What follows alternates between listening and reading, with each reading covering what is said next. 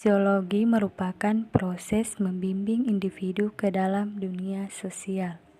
Dalam proses sosialisasi individu, belajar tingkah laku, kebiasaan, serta pola-pola kebudayaan lainnya, juga keterampilan-keterampilan sosial seperti berbahasa, bergaul, berpakaian, cara makan, dan sebagainya.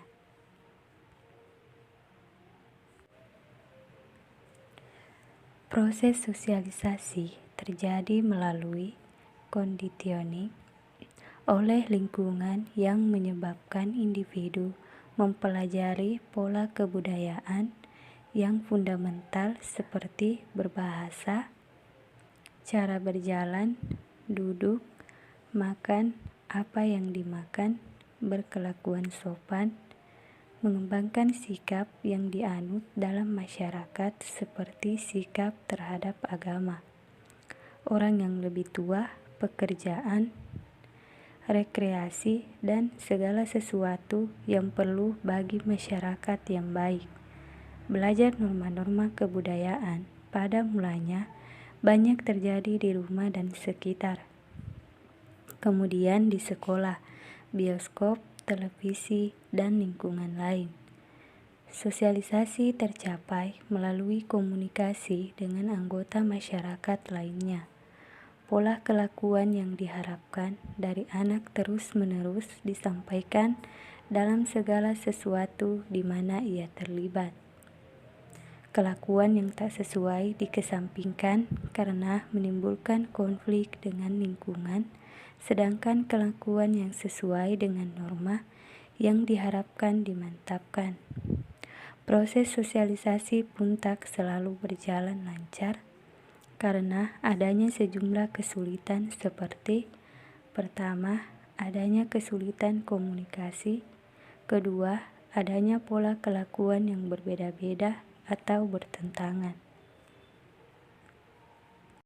Nilai dan norma di sekolah. Pada umumnya, nilai-nilai yang dianut di sekolah sejalan dengan yang berlaku dalam masyarakat sekitarnya. Anak-anak dikirim ke sekolah dengan tujuan agar mereka dididik menjadi manusia sesuai dengan cita-cita masyarakat. Ada pula norma-norma yang dianut oleh masyarakat yang perlu diperhatikan oleh sekolah. Norma-norma yang diajarkan di sekolah tak boleh bertentangan dengan adat istiadat masyarakat sekitar. Antara sekolah dan masyarakat harus ada hubungan dan kesesuaian mengenai norma-norma yang dianggapnya baik.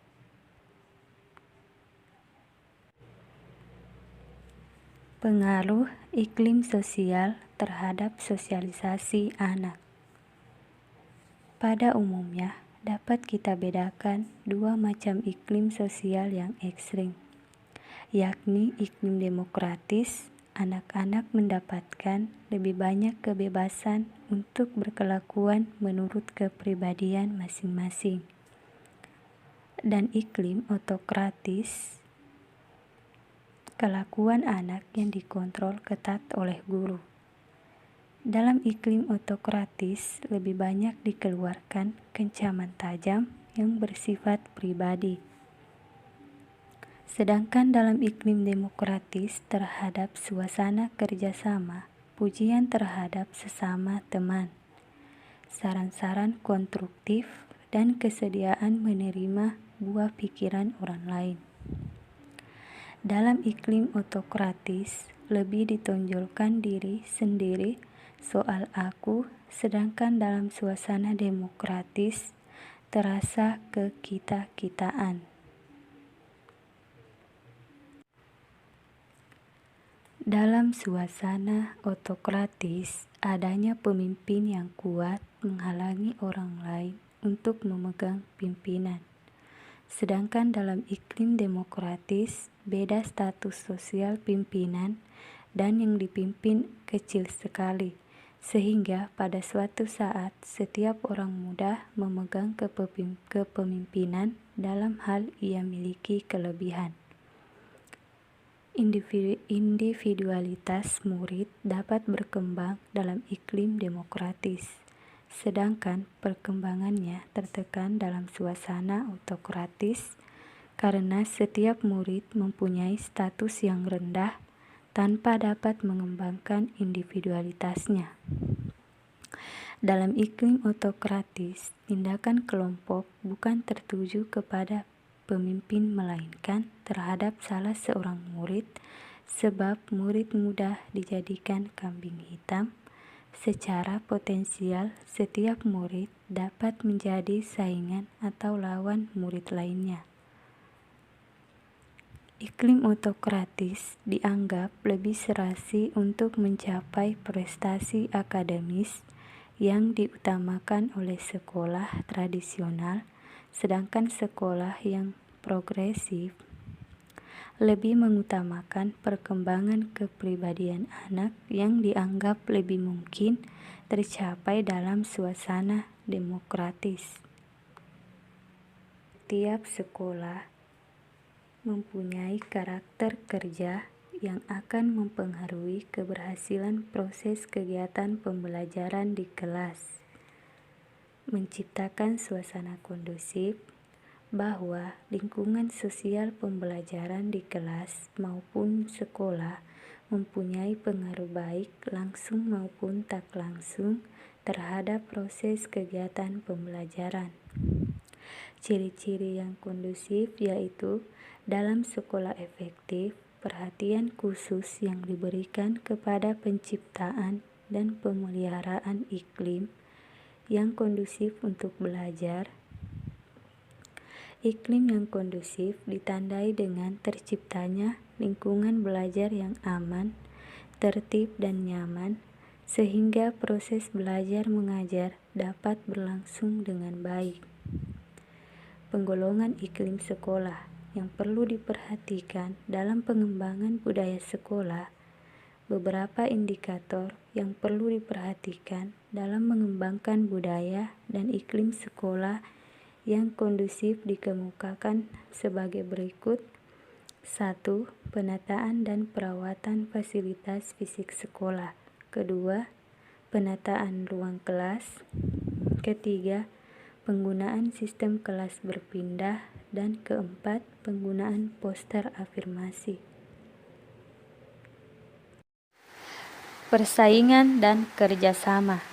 Dalam banyak hal, murid harus bersaing dengan murid-murid lain. Persaingan itu paling menonjol dalam hal angka-angka. Murid yang mempunyai prestasi yang baik mendapat angka tinggi, sedangkan mereka yang berprestasi buruk mendapatkan angka rendah.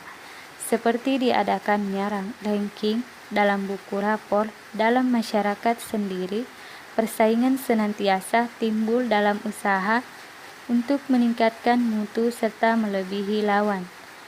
Kerjasama atau gotong royong sangat dihargai dalam masyarakat kita dan karena itu sudah selayaknya dipupuk pula di sekolah.